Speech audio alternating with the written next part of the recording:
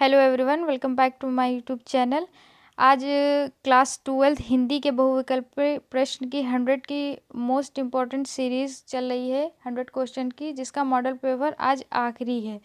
इससे पहले मैंने 4 मॉडल पेपर अपलोड कर दिए हैं, जिसकी लिंक इसी डिस्क्रिप्शन बॉक्स में रहेगी, वहाँ पर देख लेना। 100 मोस्ट है, गत पर दोनों मिला के अराउंड 800 या 900 क्वेश्चन थे या 700 थे, मुझे कंफर्म नहीं पता, लेकिन उसमें से 100 क्वेश्चन निकाले हैं, जिसका मॉडल पेपर 5वां है, यानी कि लास्ट है।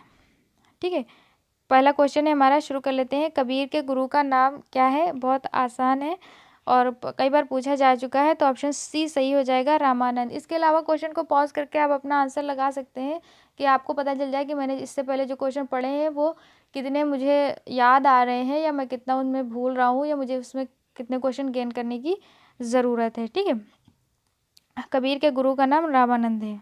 सेकंड क्वेश्चन है, साहित्य लहरी रचना है, किसकी रचना है साहित्य लहरी? तो ऑप्शन डी सही हो जाएगा, सूरदास जी की रचना है साहित्य लहरी।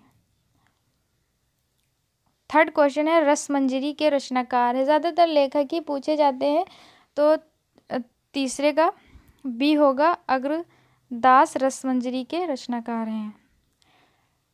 गोस्वामी तुलसीदास के बचपन का नाम क्या था? गोस्वामी तुलसीदास के बचपन का नाम था राम बोला। क्या? राम बोला गोस्वामी तुलसीदास के बचपन का नाम था। पांचवा क्वेश्चन है हमारा, कवितावली के रचयिता हैं, कवितावली के रचयिता कौन है? तो ऑप्शन इसमें से सही हो जाएगा, ऑप्शन डी, तुलसीदास कवितावली के रचयिता हैं तुलसीदास जी।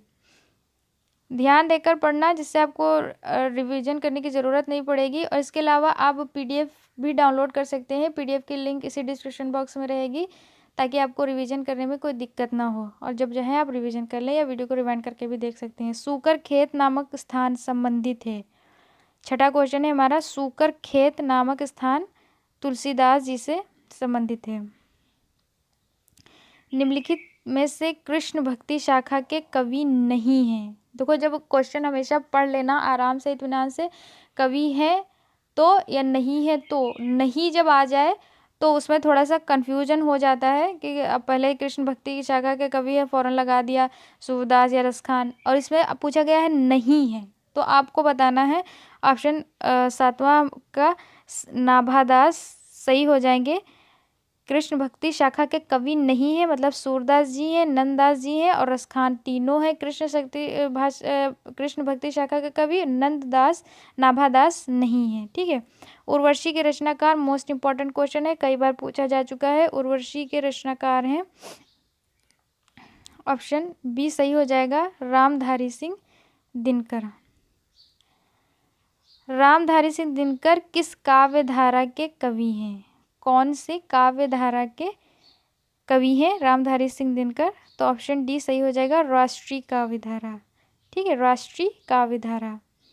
10वां क्वेश्चन है, रीति मुक्त काव्य की रचना की, कौन से राइटर ने की रीति मुक्त काव्य रचना की? ऑप्शन ए सही हो जाएगा, घनानंद ने रीति काव्य की रचना की। रीतिकाल की कीर्ति है, रीतिकाल की कीर्ति आपको बताना है, तो ऑप्शन डी सही हो जाएगा, बिहारी सतसई रीतिकाल की कीर्ति है।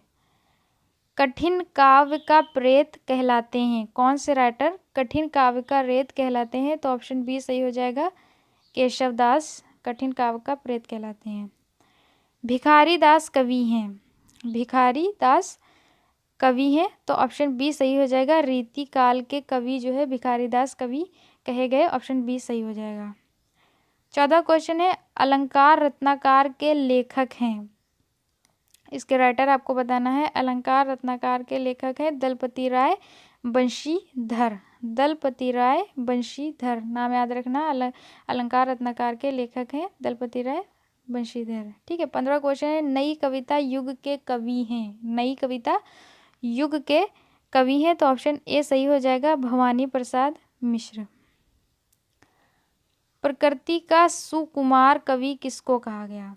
प्रकृति का सुकुमार कवि किसको कहा गया है? तो ऑप्शन सी सही हो जाएगा, सुमित्रानंद पंत को सुकुमार कवि कहा गया।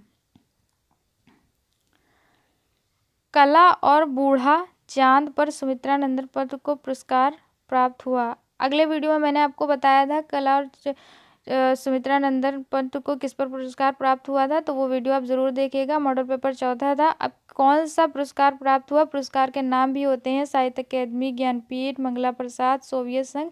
तो इनको कौन सा प्राप्त हुआ था? तो इनको प्राप्त हुआ था साहित्य अकादमी प्राप्त हुआ था। ऑप्शन ए हमारा सही हो जाएगा। 8वां क्वेश्चन है, विनय पत्रिका की भाषा बोली है। विनय पत्रिका भी बहुत इंपॉर्टेंट क्वेश्चन है, तो इसकी भाषा बोली ब्रज है। ऑप्शन सी सही हो जाएगा।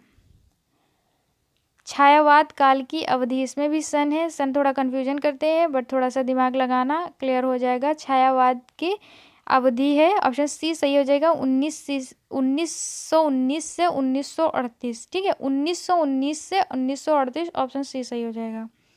20वां क्वेश्चन है, पत्र पत्रिकाओं का सबसे अधिक संपादन कार्य कौन से युग में हुआ? पत्र पत्रिकाओं का सबसे अधिक संपादन कार्य कौन से युग में हुआ? तो ऑप्शन ए सही हो जाएगा, भारतेंदु युग में। ठीक है, भारतेंदु युग में।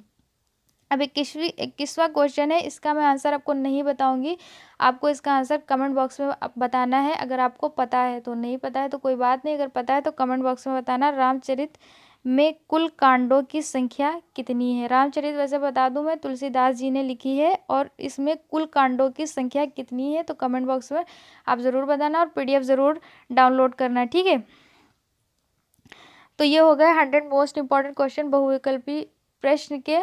पूरे के 100 क्वेश्चन बहुत इंपॉर्टेंट है, कई बार पूछे जा चुके हैं। यही से क्वेश्चन आएंगे, 1 नंबर का क्वेश्चन होता है, 10 क्वेश्चन आते हैं, काफ़ी हद तक इंपॉर्टेंट क्वेश्चन रहते हैं, और ज़रूर से ज़रूर हमें पढ़ना चाहिए।